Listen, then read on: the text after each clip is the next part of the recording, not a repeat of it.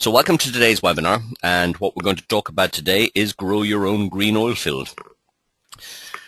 Now, we conduct these webinars every Thursday, and they are typically at 1 p.m. Eastern Time. Today we decided to run one a little earlier to see if it's more suitable for people or people prefer this time, and we've got a great turnout, so thank you very much everybody for attending.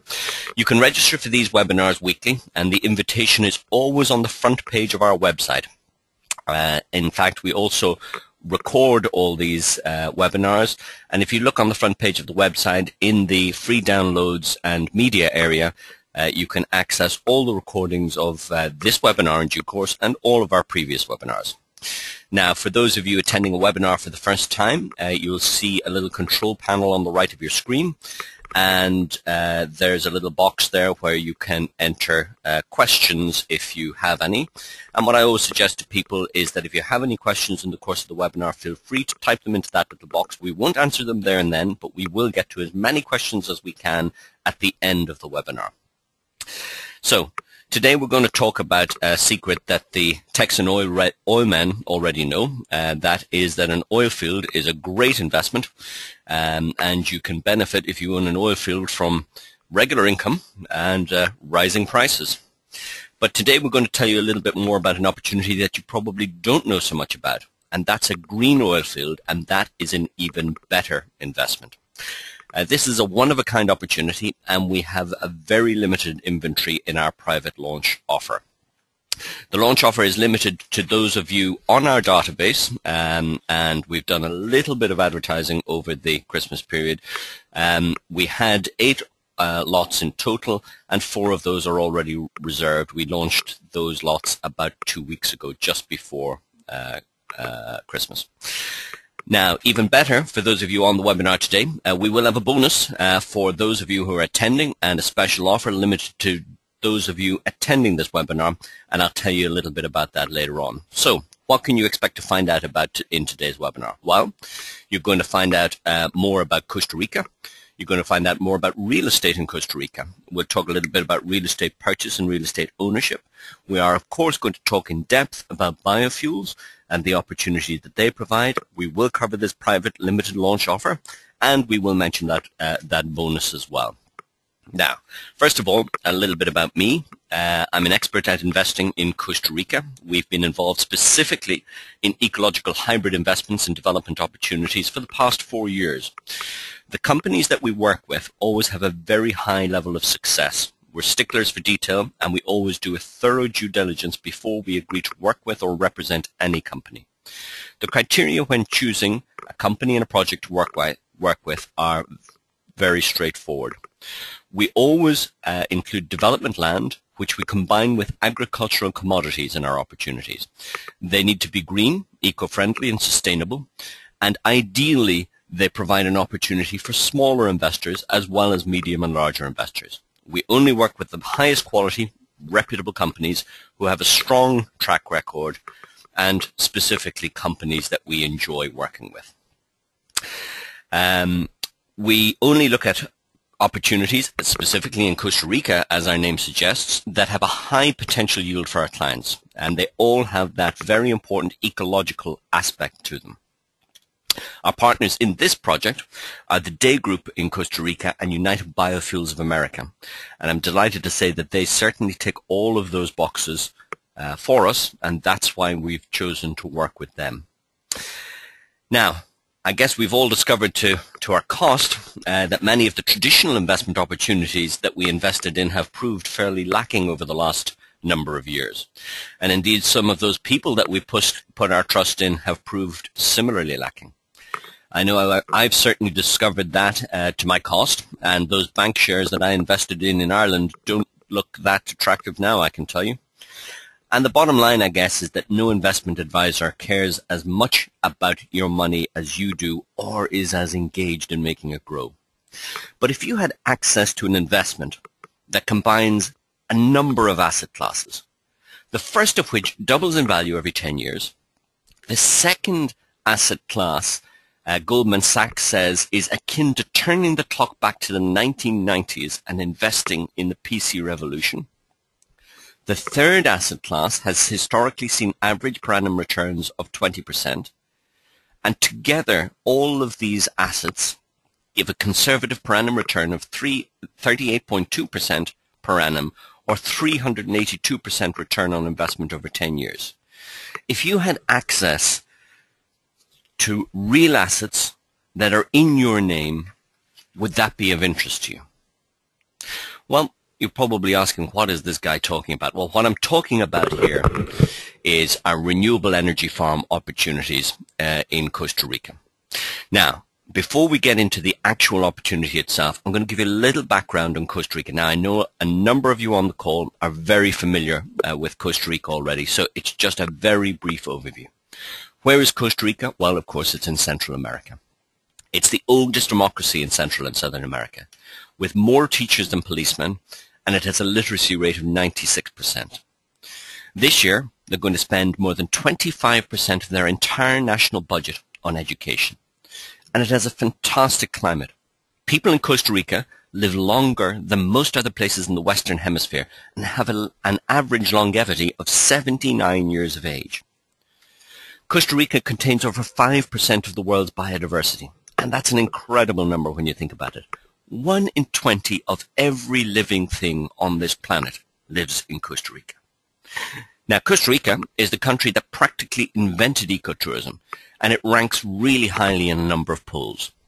They're now ranked third in the world in terms of environmental performance. 2 years ago, they were ranked fifth in the world.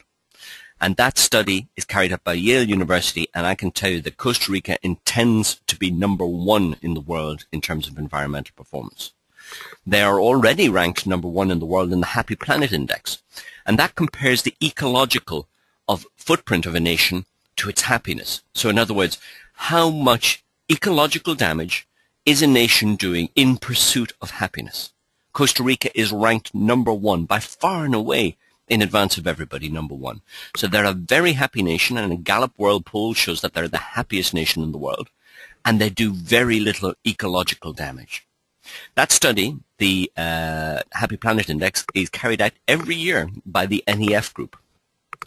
Costa Rica is the 7th most politically and socially stable country in the world, and that's according to the Economist Intelligence Unit. Now, that's a fact that often shocks people. When I tell them that the 7th most politically and socially stable country in the world is located in Central America, most people simply don't believe it. But it is, it's true, and that country is Costa Rica. Costa Rica is the most prosperous country in Latin America, and that study is carried out every year by the Legatum Prosperity Index. Now, Costa Rica has preserved more than 25% of its surface area as natural park and forest reserve never to be developed. And they plan to be carbon neutral as a nation by 2021. More than 95% of their energy requirements come from renewable resources, and it's an incredible story how they've achieved this. 20 years ago, the Costa Rican government recognized that there were 2 areas of government in constant conflict: the Department of Energy and the Department of the Environment. The Department of Energy wanted cheap energy, and that often came at a significant cost to the environment. So 20 years ago, they decided to put one minister in charge of both. As a result of that decision, they invested hugely in hydroelectric, wind and geothermal power. At the time, other countries thought they were crazy.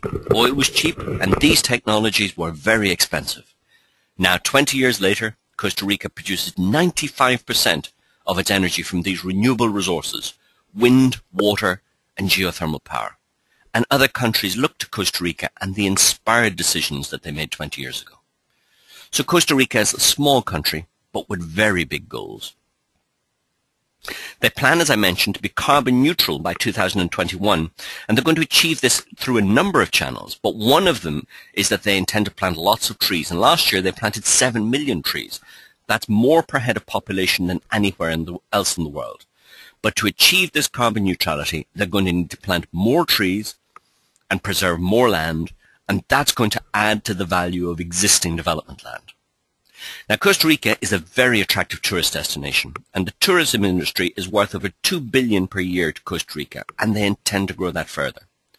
For the first 3 months of the year, tourism was up 11.5% compared to the same 3 months of last year, and they've had 65,800 more visitors. But Costa Rica is not interested in the one-off visitor. They want people to come back again and again, and preferably own a home or a holiday home in Costa Rica. And to support that process, they've made the process of emigrating to Costa Rica very straightforward. And you and I have exactly the same land and property ownership rights as a Costa Rican citizen, and that's enshrined in the Costa Rican Constitution. More than 1% of the population is already North American expatriates and retirees. And why are they looking to Costa Rica? Well, they're looking for a lower cost of living, safety, security, great healthcare, and a fantastic climate. The cost of living in Costa Rica is about 50% of the cost of living in the USA, and healthcare is about 1/10 of the price.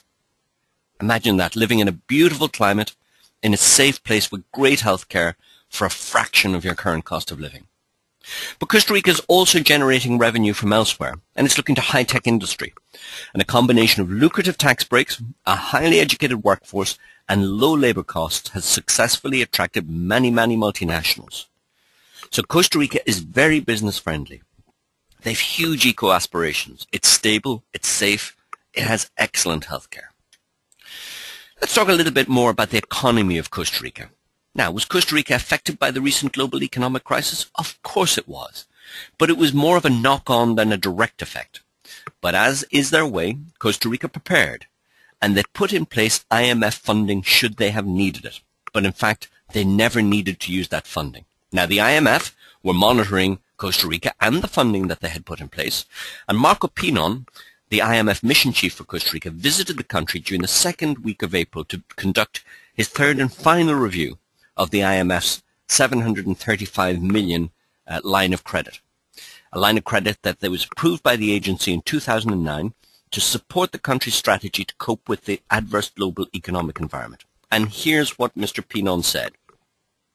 He said that thanks to strong financial and business resurgence for the first few months of the year, the Costa Rican economy stands in good shape for 2010, and that economic recovery in Costa Rica is firmly underway. Economic growth rose in the second half of 2009 and remained strong in the first quarter of 2010. Consumer and business sentiment have firmed up and financial conditions have continued to improve. The government's strategy to shield the economy from external shocks with IMF funds, which in the event were not used, help preserve confidence, maintain stability, and protect the most vulnerable groups. A supportive fiscal policy has provided a boost to recovery, and a cautious monetary policy has allowed inflation to move to low levels. So those are very positive words from the IMF. And it's reflected in Costa Rica's economy. The value of exports from Costa Rica has risen by 16.8% for the first quarter of this year. Let's talk a little bit about land in Costa Rica. Now, Costa Rican land prices have seen some spectacular increases over the past number of decades. Some areas, land prices have not gone up by hundreds, but have gone up by thousands of percent. Now, there are two very big drivers that are going to affect Costa Rican land prices going forward.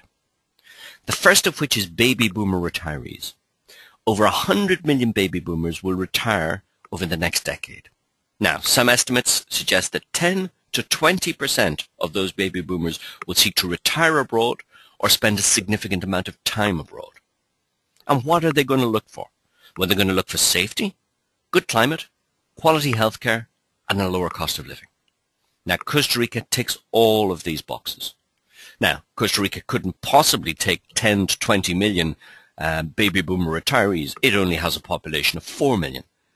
But a significant number of them will seek to retire to or have a home in Costa Rica. The second big driver for land price growth in Costa Rica is Costa Rica's eco-plans.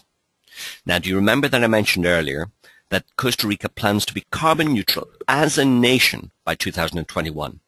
And they've already zoned 25% of their surfaced area as natural park and forest reserve never to be developed. Well, this aspiration to be carbon neutral means that they're going to have to plant more trees. Now, last year, they planted 7 million. They're going to have to plant more trees than that, and they're going to have to continue to plant more trees. And that means that they need to zone more land as natural park and forest reserve. And if you Google Costa Rica and preserving land, you will see that about 3 weeks ago they announced that they had raised the funds to increase their protected area from 25% to 26%. And that process is going to continue. So ultimately, what have we got going on here? Well, we've got reducing supply of development land in Costa Rica and increasing demand. Reducing supply because they're zoning more and more land as natural park and forest reserve. And we've got increasing demand from those retiring baby boomers, and that means that land prices are only going to go one way, and that's up. Now, of course, when it comes to land investment, there are 3 things you've got to consider. Location, location, location. And we're going to talk specifically about the location of our renewable energy farm opportunity in the Southern Zone in due course. Now, on the call today, we have Michael Klein, the Chief Operating Officer of United Biofuels of America. And Michael is going to tell us more about biofuels, and he's going to tell us more about this tremendous opportunity in the Southern Zone in Costa Rica. But before we get on to that, I must congratulate Michael and also Daniel Yepes, who's the President of United Biofuels of America, because United Biofuels of America has just been named by Shell Oil as one of the top 25 global energy entrepreneurs in the world. So, without further ado, let me see if Michael is online, and he is. Hi, Michael. Hi, how are you, James? Very good, thank you. And how's the weather in Costa Rica today? Beautiful, actually. We've December is the month where we switch over from our rainy season to our dry season. So this is the beginning of our summer here. So it's a little breezy all the time, but it's always in the 80-degree mark, which is nice. Great, great. Well, Michael, I'm going to hand over control of the screen to Michael now, and everybody who's attending, you will just be put back into the waiting room just briefly whilst the screen is handed over to Michael, and Michael will present his slides on the screen very shortly. So over to you, Michael. Okay. Let me know if I think I should have my screen up now, and I'm just going to switch to full screen mode.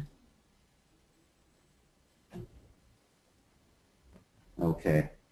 So let me know, James, if you're not seeing this. I just want to thank everybody for showing up today on our it's a holiday, I know, for a lot of people, and I appreciate everybody coming out. Just want to say hello from Costa Rica. Today we're going to talk a little bit about investing in our future and how these factors that we're going to talk about make a smart, ethical, and profitable investment. Just give me 1 second with my screen.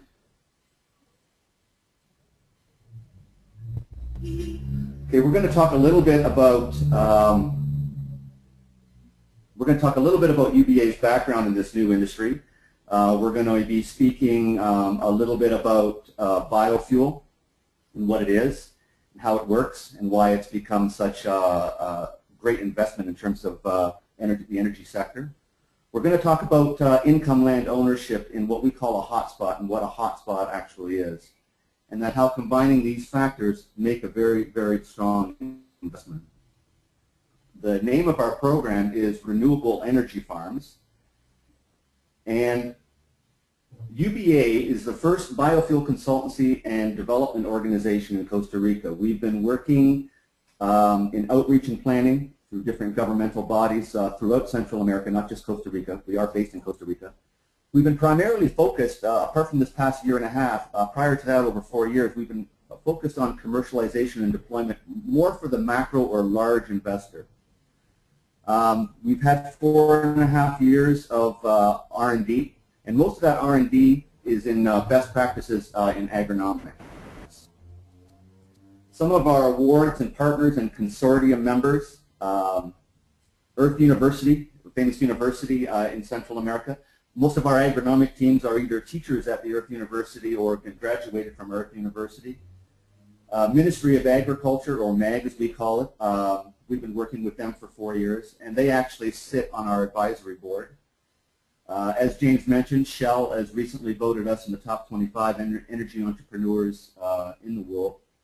Recope is our national fuel system here in Costa Rica, and it's an important fact. They have recently just privatized their biofuel requirements. They have a strong biofuel requirement just in the next couple of years by 2012 for a 10% blend. And they've been mandated by the government to purchase every gallon of oil grown in Costa Rica. They have been mandated to purchase this. International energy advisors and Costa Rica investors voted us best investment in Costa Rica. Costa Rica News has, you can see us on Costa Rica News in several articles. They voted us best green company in Costa Rica, and we work with Day Group, one of the strongest real estate consultancy organizations in Costa Rica. One of our big events is the Jatropha Harvest Experience. It's something that we put on every year. This will be our third one in May of 2011 that we're going to have in Colombia. It's a unique event in that it brings together various people from the biofuel sectors. And we don't just have the conference day, but we actually bring people out to a plantation and walk them through the entire Jatropha process. It's generally a 3-day event where we have meet and greet parties, we have a full conference day, we have a full day on the farm, and then we have several smaller events going on. Next year, like I mentioned, May 25th to the 28th in 2011, it's going to be in Santa Marta, Colombia. Beautiful area, beautiful resort. We're working with partners down there that are developing over 30,000 hectares. We're going to have, again, the meet and greet, full conference day, plantation tours, the UBA breakfast for various investors, net events. We're going to be doing an event on this particular topic, renewable energy farms and dinners. And essentially is to promote and facilitate biofuel development investment throughout the region of Central America. It's to bring together investors, developers, landowners, technologists, researchers, governmental and educational organizations to promote what we call the Million-Gallon Challenge.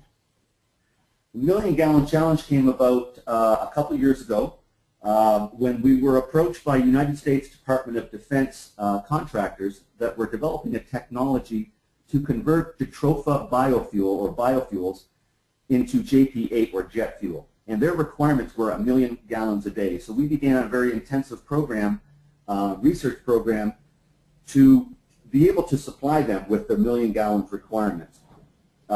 Out of that, we came up with the Million-Gallon Challenge, and we've been promoting that through our harvest experiences. We already have 80,000 hectares pledged in. We developed strategic partnerships, micro-investors, macro-investors, renewable energy farms. We've realized a number of things while we were developing this program that we can't just rely on macro investment, that we have to approach the micro-investors, and hence we came up with this program.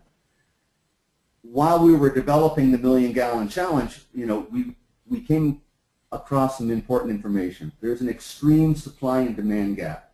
We and we still get daily requests for 40 metric tons per month of oil, of 25 metric tons, of 10 metric tons from various refineries and organizations all over the world. And quite simply, we were unable to supply them with that. We simply don't have enough plants in the ground, and the supply and demand is continuing to grow because this is a mandated product. So more and more people are, by law, have to involve themselves in biofuels and supplement their fuel system with biofuels, but there's simply not enough plants in the ground. So we always have to tell the macro investors that they have to guarantee their own supply because it's cheaper, otherwise they remain on the bid market, and it's going to become more and more difficult in the future. But anytime you have a supply and demand ratio that's so extreme with a mandated product, essentially this means that you're always going to have end buyers, and the profits are going to be very, very high. The solution the solution is quite simple. We simply need more plants in the ground, as many biofuel or oil-bearing plants as possible. We need to engage micro and macro investors, and we have to look at different ways of commercial developments, intercropping, cooperatives. We have to plant as many trees as we absolutely can that produce biofuels. So renewable energy farms is one of our solutions that meet all this criteria. This is a typical Jatropha plantation. I'll talk a little bit more about Jatropha and what Jatropha is in a few minutes. It's an agrarian parcel. Grows in the tropics very, very, very well. The plantation itself are broken up into parcels. The parcels are, we include land, the roads, the water, and the electricity. These are the investment highlights of the renewable energy farms that we're going to be talking about. There's a low break-in investment of $35,000 for the micro investor. And a micro investor we call someone that's investing somewhere between $30,000 and $350,000. Typically, we have been dealing with commercial deployments, large-scale deployments, and we were getting an extreme, as we were developing the million-gallon challenge, we got an extreme number of calls from what we call micro investors saying, look, I have $30,000, I want to invest in biofuels, or I have $50,000, I want to invest in biofuels, what can I do? And we didn't have a solution because all of our developments were commercial. So on one hand, we have an extreme supply and demand ratio. On the other hand, we had an extreme number of micro investors that were looking to invest in something other than just the stock market. So renewable energy farms is a low break-in investment of $35,000. It includes 5,000 square meters of titled property in a Costa Rica growth market. It's a fully managed plantation of 800 income-producing trees. The biofuel income over the investment term is almost $50,000. That's the returns that the owner gets on his agrarian parcel. And the property valuation is going to rise in a large way over the next number of years, and we're going to look at some of those factors. And essentially, these parcels are producing on an average, 38% annual return on investment. These are green oil fields producing high-quality crude vegetable oils. And we intercrop two main biofuel-bearing plants. One is Jatropha, and one is Maca palm for maximum ROI. These are proven feedstocks. We only grow proven feedstocks. There are a number of them out that we've been working with, but these two particular ones have been proven very high-yielding and profitable. Jatropha, for example, has been selected by the United States Department of Defense as the #1 drop-in replacement for fuel.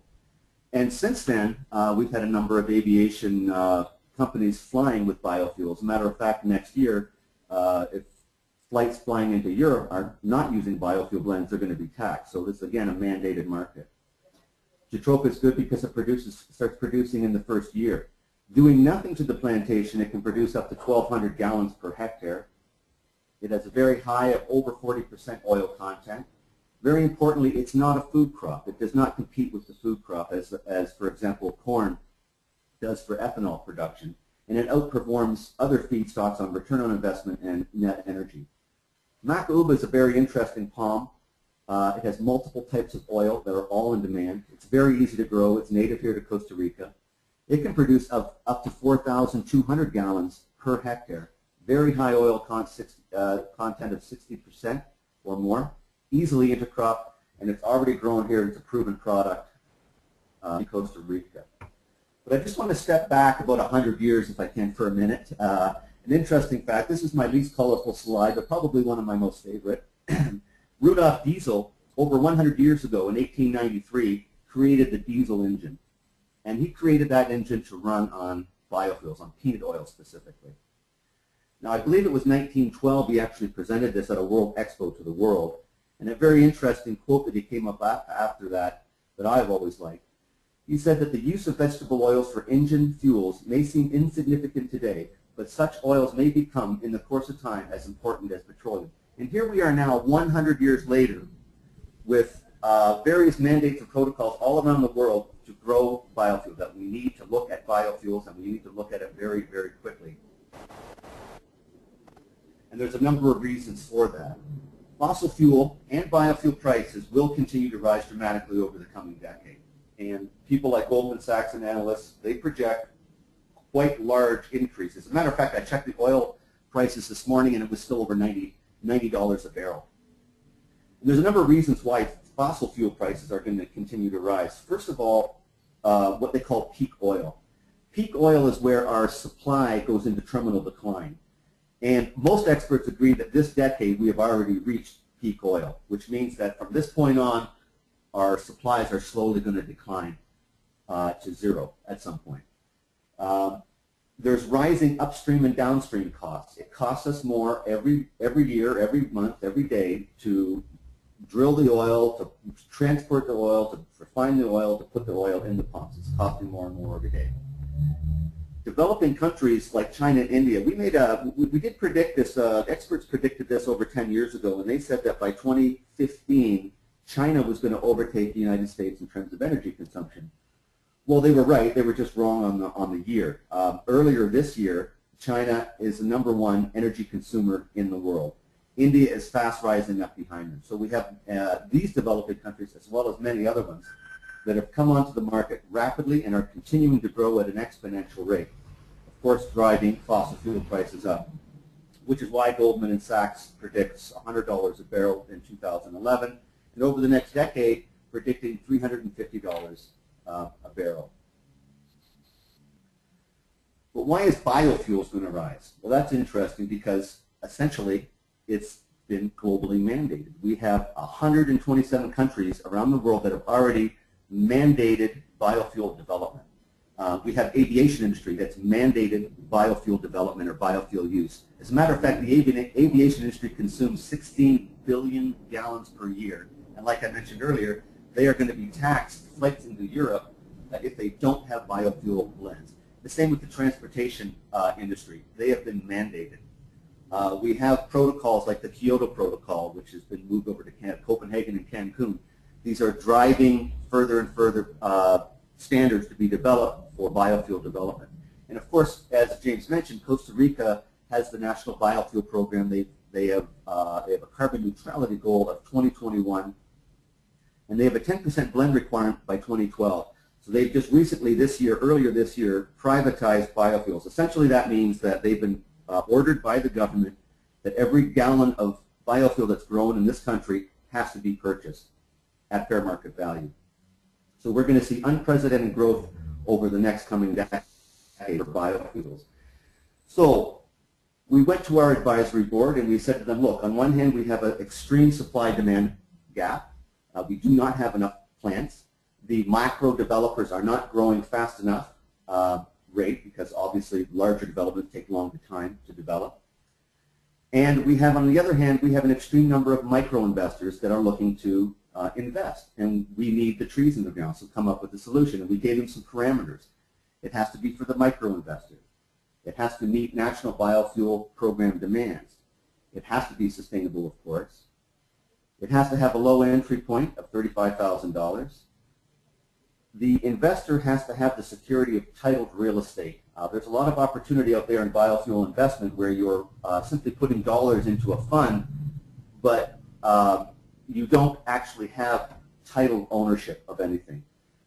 So this is a very important point for us to be able to offer to investors titled real estate security that also has exceptional appreciation potential.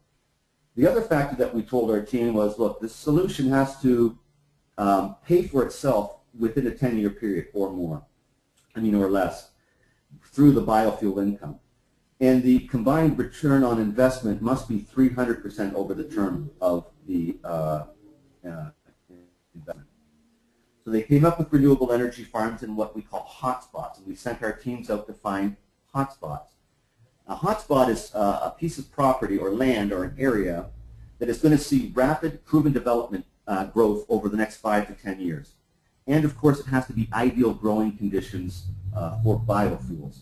So this is what we call hotspots. This particular map here is only showing 2 hotspots. We're going to be talking about renewable energy farms, but there's actually been about 4 or 5 identified throughout the region.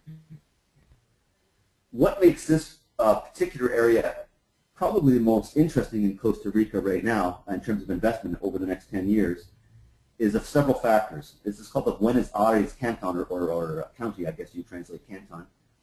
And the entire southern zone has not seen the development as the way rest of Costa Rica has. So they're considering it the next market sector, growth market sector in Costa Rica.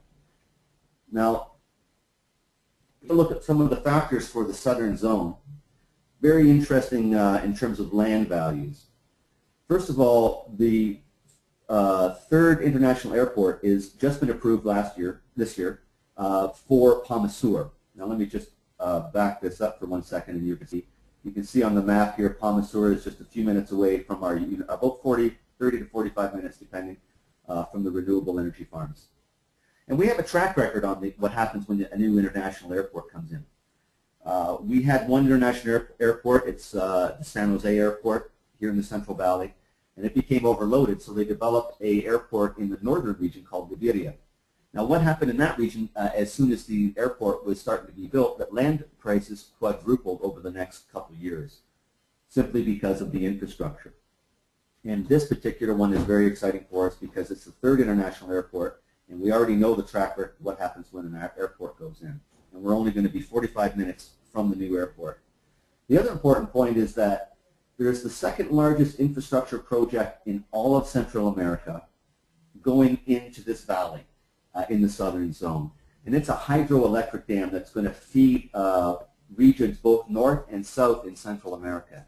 And it's number 2 in all of Central America in terms of largest infrastructure project, second only to the Panama Canal. Another important point is that this area is considered the best agriculture area in Costa Rica, and we already have Jatropha and the Macauba palm achieving yields. It's also only 1 hour from Golfito and the Panama border. Golfito is a very large free zone. It's a beautiful area on the Osa Peninsula. Osa Peninsula hosts the Corcovado Park, the largest biological reserve in Central America. And you're less than an hour away from some of the best beaches in Central America. Some of them have been rated in the top 10 in the world. This picture I had to put in just before I began the renewable energy farms part. This actually is a river. I'm a river fisherman from way back in Canada, and I was on this. I was down on the renewable energy farms earlier this year, and this is a river that's running directly through the property.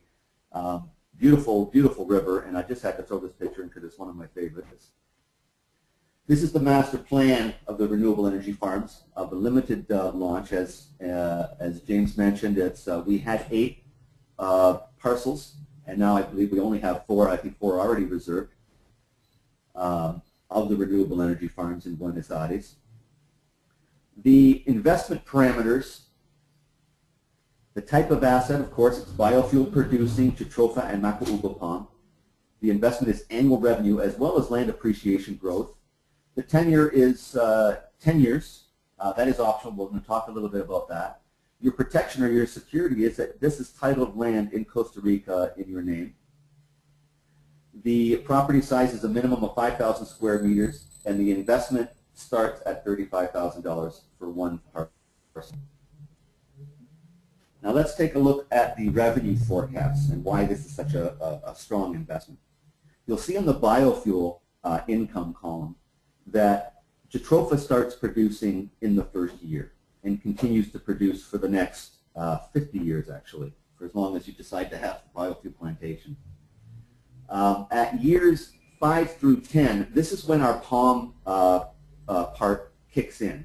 In other words, the Macauba palm takes 5 years for it to start producing. While it's growing to its production phase, the Jatropha is already producing income and will continue also to produce income in that second 5 to 10 year period. So a very important point here is that you see that the biofuel income total is $49,875, approximately $50,000 of income over the next 10 years. Now, these prices, this revenue reflects no increase in biofuel prices over term. Now, we've already talked about the increasing costs of biofuels and why it's going to go up over the next several decades. But I have not included any increase. I'm using today's current prices of biofuel. Now, last year, the price of crude biofuel oil for Jatropha was $2 a gallon. And in the last year, it's risen 50 cents.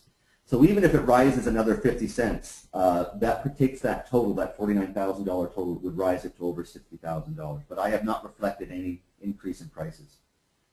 Now, what I really like about this, apart from the biofuel, is the property valuation. This particular area, because of the infrastructure, because of the airport, because of the large hydroelectric dam, is going to see dramatic growth over the next 10 years. Once we put in your $35,000 investment, we plant the trees, we put in roads, electricity, and water to each of the lots. Instantly when we put that in, traditionally in Costa Rica, it doubles the value of the land. Hence, after year one, we have a $70,000 valuation. Now, our experts at Day Group have come back with a 7.5% increase appreciation rate yearly for the next few years up until year 5. And that's a little bit higher than the average price in Costa Rica, which is usually about 5.6. But they feel that this particular area, because of the airport, is going to see significant growth. And then once the first phase of the airport is done and the second and third phases begin in years 5 through 10, they're predicting that the values of land are going to rise to 10% per year, giving $154,000 in terms of land appreciation or land value after 10 years. So this is a very strong investment in terms of its ROI at 38.2%, averaging 10 years. Now, one important point I want to mention here is we've been talking with a lot of micro investors over the last couple of years, and we survey them, we question them. They've come into our various micro investment programs in renewable energy farms. But we were getting a lot of questions because typically people were coming down to Central America, specifically Costa Rica, and they were investing in a condo investment. They were looking for income-producing property, and at that time, the only option essentially was to buy a condo and try to rent it out over the next number of years until they were ready to retire in 10 or 15 years. And that was essentially their income property investment. So we've had a lot of questions. Well, how do you compare renewable energy farms versus a condo investment? So we drew up this slide just to kind of give a quick synopsis of the comparison. You'll see that on the renewable energy farm side, for $175,000, you can actually purchase 5 lots. Compare that to the average condo investment in the area, which was, or on the coast, which is $220,000. The land value in 10 years on those 5 lots is projected to be worth $770,000. And the land value on one condo is projected to be $500,000. So a significant difference there. And notice the question marks, and I asked our experts, I said, why did they got the question marks there? And they said, well, we don't know what the value of that condo is going to be in 5 years. If they put up 5 more condos around you, there's going to be more condos for sale and for rent. That is going to drive your prices actually down. The total income on the renewable energy farms is almost $250,000, as opposed to the condo, which was $50,000. And again, the question marks.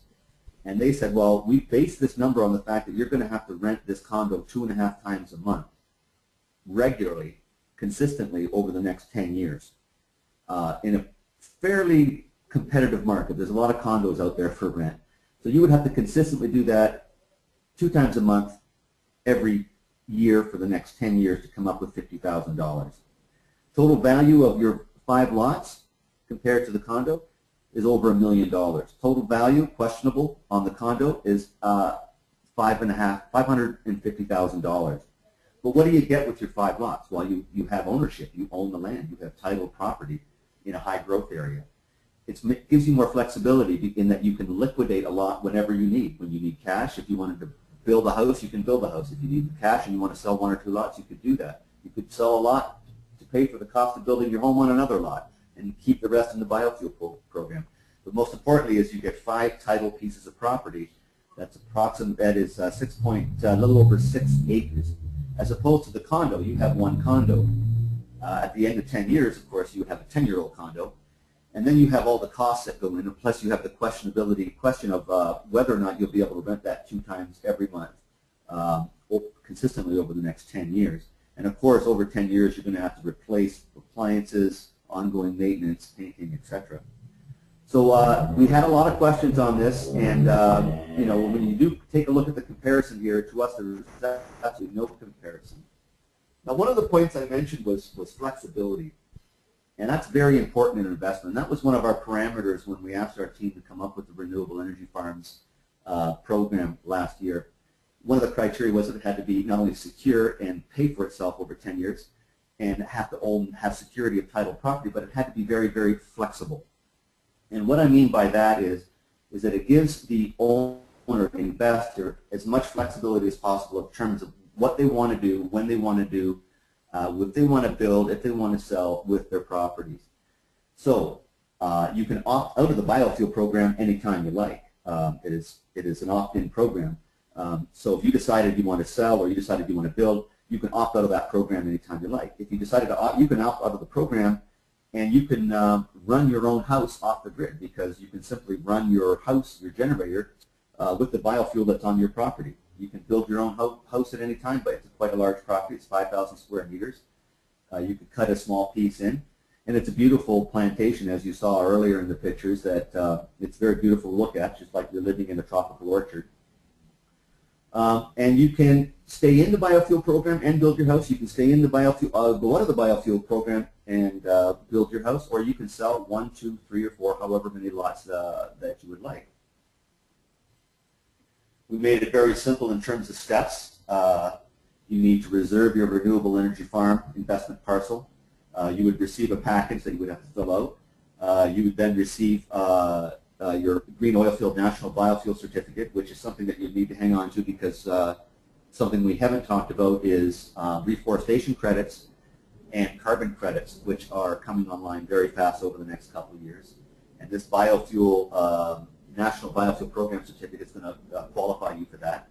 And of course, you'd be able to see your investment in the National Registry, and you'd begin earning income immediately in the first year.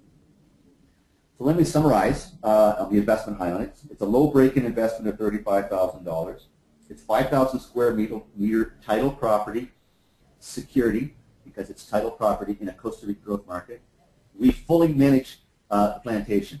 In other words, we plant, we harvest, we clean your properties, we keep them clean every year. We plant, we prune, we manage the plantation, we put in drip irrigation when we need it to make sure that the plants are producing the maximum yield. We harvest, we process, and we sell your product, and we return 100% less management fees of the biofuel proceeds to you. Management fees is 10%. So essentially, you're getting almost 100% of the biofuel proceeds over the course of the term, and it's fully managed. The property will pay for itself, more than pay for itself in 10 years, $49,000 plus, at today's prices. Like I mentioned, I'm not putting in any increase in prices, which we know it will go up. And the property valuation over investment term is almost $120,000. It's located in one of Costa Rica's primary hotspots in terms of real estate development and growth. Gives you maximum flexibility. It combines two growth markets, both renewable energies and high growth real estate area. And your sales are guaranteed. It's a mandated market. The Costa Rica government has mandated it, and as well, we have several other end buyers that are essentially, we have them lining up at our door. Like I mentioned, we do not have enough plants in the town. And all of these combined are going to return approximately 38% annual, and this is what makes this a smart, ethical, and profitable investment. Now, I just wanted to share, as I wrap up here and begin to hand control back over to James, some of the pictures from the area. This is very close to the renewable energy farms. These pictures were all taken. It's a beautiful, beautiful area. I mentioned Corcovado Park is there, one of the biggest biological reserves. It's exceptionally beautiful agricultural land that are surrounded, the mountains are surrounded, animals galore. Interesting point I think James mentioned is that Costa Rica has 5% of the world's biodiversity. In such a small, small country. It's like Nova Scotia, Canada, having 5% of the world's biodiversity. You cannot go for, even in the city, when you're walking in the city, you see wildlife everywhere. It's very, truly a beautiful, beautiful country. Beautiful animals, beautiful area. Some of the beaches are absolutely phenomenal. Some of them are great on the Pacific coast in the top, like I mentioned, the top 10 in the world. Stunning scenery. One of my favorite places in the world. So from Costa Rica, I'd like to thank you all very much. I'd be happy to answer any of your questions. If any of you can, if you're going to contact us, if you'd look to walk through a presentation again, I'd be more than happy to do that through a private presentation. You can contact me through James. And with that said, I would like to hand control back over to James. Great. Thank you very much for that, Michael. And again, We're just going to swap over screens, so you will just briefly be put into the waiting room, and Michael is going to stay on the line for any questions at the end of the webinar. Thank you again, Michael. Thank you. Okay, so what have we got here? Well, ultimately, we had 8 lots in total, and these lots are the launch offer lots in the Renewable Energy Farm opportunity in our Southern Zone project. 4 of the lots are now reserved. That leaves 4 remaining. The lots, as Michael mentioned, are $35,000. The cost of the investment will be more than covered within 10 years by the returns from the biofuels alone. And then, of course, you've got that land appreciation happening on top of it. So how do you get involved? Well, you can send an email to info@costaricainvest.ie. And please put Jatropha in the subject line and include your name and number, and we'll be in contact with you on a first-come, first-served basis as soon as possible. If you're interested in this opportunity, I strongly advise you to send an email right now. Whilst there are always other opportunities and there's always more land, it won't be this land. And this land is very well placed for strong growth going forward. It's got a lot of infrastructure going in around it, with that largest or the second largest capital expenditure infrastructure project in Central and Southern America happening literally just down the road from it, which is this very large dam project. As a result of that, the roads and infrastructure are being improved in the area. It has that third, I should say, international airport going in Palma Sur. And we do know the history of those airports. When a new airport goes in, land prices, for instance, up near Liberia, quadrupled. Now, in our projections, we put in a very modest 7.5% per year. I think it's going to perform more strongly than that. Okay, so we have an opportunity right now to take a couple of questions, and we will get to those questions right away.